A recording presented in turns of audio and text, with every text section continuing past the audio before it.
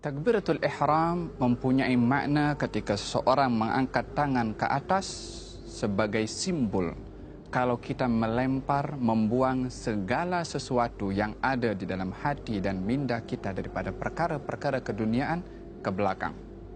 Sementara kita menghadap kepada Allah Subhanahu wa taala, kita angkat tangan simbol membuang segala sesuatu selain fokus kita kepada Allah dibuang ke belakang dengan mengucapkan takbiratul ihram. Cara mengangkat tangan saya sudah jelaskan dan posisi tangan ketika berada di atas. Yang pertama, telapak tangan dalam keadaan terbuka menghadap kepada Al-Qiblah.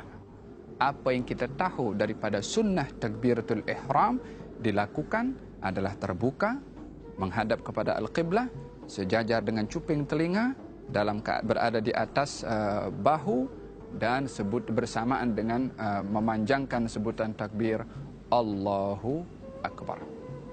Allahu Akbar atau Allahu Akbar. Yang kedua. Yang ketiga bermula daripada atas. Allahu Akbar. Terdapat beberapa riwayat yang diriwayatkan oleh Imam Abu Dawud tentang kaifiyah salat meletakkan tangan itu.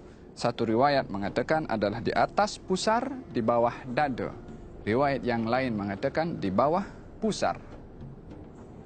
Posisi tangan adalah seperti mana saya jelaskan dan berada di antara pusar di bawah dada ataupun di bawah pusar. Dalam riwayat yang lain dikatakan juga adalah tepat kepada dada dan dilekatkan ke dalam dada. Tapi yang menjadi pegangan dalam mazhab Imam Syafi'i adalah antara di atas pusar dan juga di bawah dada, atau dalam mazhab Imam Maliki adalah di bawah pusar, atau mazhab Imam Abu Hanifah. Apa yang patut kita gunakan mata ini? Tengok kepada apa? Tengok kepada hadapan, tengok kepada bawah, ataupun tengok kepada apa? Kalau kita salat di Kaabah, di Masjidil Haram, maka kalau kita nampak kepada Al-Kaabah, mata kita melihat kepada Al-Kaabah dengan penuh mentakzimkan kepada Al-Kaabah. Tapi bila mana salat di tempat yang kita tidak nampak kepada Al-Kaabah, maka kita melihat kepada maudhi' as-sujud. Tempat kita sujud itulah mata melihat ke tempat sujud. Posisi tangan ketika ruku' adalah tepat di atas lutut dan jari-jari lurus ke bawah. Kalau diangkat dia menghadap kepada Al-Qiblah.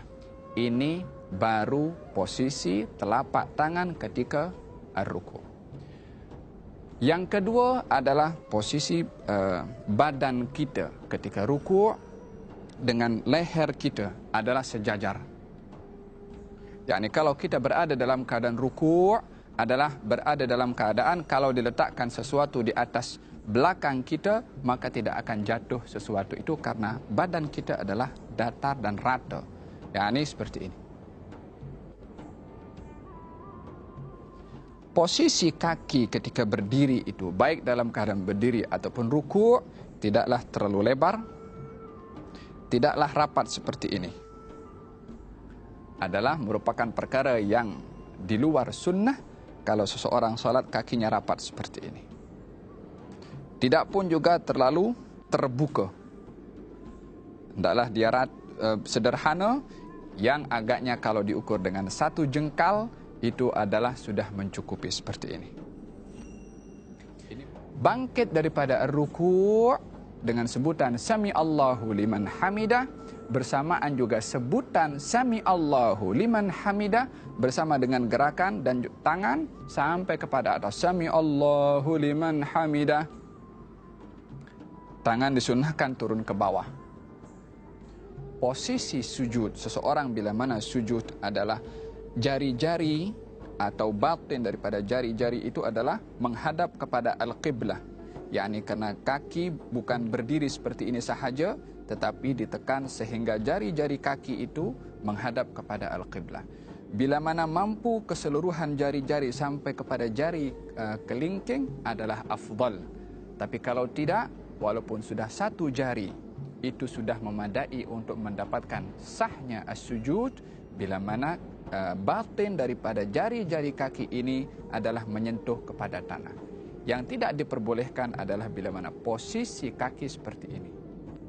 Yang menyentuh kepada tanah itu adalah kuku atau zahir daripada jari-jari. Tidak, tapi butunul asabi', batin atau bagian belakang daripada jari-jari kaki. Walaupun hanya sekedar ibu jari sudah memadai, tetapi afdalnya adalah seluruh jari-jari kaki itu adalah ditekan ke bawah sehingga seluruh jari-jari ini menghadap kepada al-qiblah, kanan dan juga kiri, lutut dan juga tangan. Posisi tangan bila mana sujud adalah berada di tanah menghadap kepada al-qiblah, sejajar dengan jatuhnya atau sejajar dengan bahu kita. yakni seperti ini dan juga seperti ini. Posisi tangan menghadap kepada al-qiblah. Kalau ada sesuatu yang jatuh daripada bahu kita, akan jatuh kepada tangan kita. Yakni bukan tangan itu melirik ke kanan ataupun berhadapan seperti ini. Tidak, tetapi menghadap kepada al-qiblah. Hukum hidung menyentuh kepada tanah adalah perkara yang sunnah dalam mazhab al-Imam Asy-Syafi'i. Ini posisi sujud. Jari-jari menghadap qiblat dan kaki berdiri seperti ini. Tangan menghadap qiblat, dahi menyentuh kepada tanah, tak boleh ada penghalang kepada dahi. Baik itu imamah, songkok, serban adalah tak boleh menjadi penghalang, kecuali serban itu diletakkan sebagai sejadah, maka adalah diperbolehkan. Dalam sujud tidak boleh sujud di atas sesuatu yang terangkat bersama dengan tubuh badan kita. Posisi yang berikutnya adalah duduk di antara dua sujud ataupun duduk tahiyat awal ataupun duduk tahiyat akhir. Duduk di dalam salat ada dua jenis duduk. Yang pertama adalah jalsatul iftirash, yakni posisi seperti ini. Yakni bahagian belakang kita duduk di atas telapak kaki bahagian kiri. Sementara kaki kanan dan jari-jarinya tetap menghadap kepada al-qiblah seperti ini. Duduk seperti ini disunnahkan pada tahiyat awal, pada duduk di antara dua sujud, dan juga duduk istirahat. Dalam 3 kaifiyah atau setiap duduk yang tidak ada salam setelahnya, maka disunnahkan duduk iftirash seperti ini. Apakah iftirash? Duduk di atas telapak kaki kiri, sementara kaki kanan berdiri tegak. Adapun duduk yang kedua namanya duduk tawarruk, yaitu duduk pada saat seseorang setelah duduk itu akan salam. Maka posisinya berbeza. Kaki kiri masuk ke dalam. Dan kita duduk terus menyentuh kepada tanah, sementara posisi kaki kanan adalah tetap seperti ini, jari-jari menghadap kepada al-qiblah. Tidak seperti ini.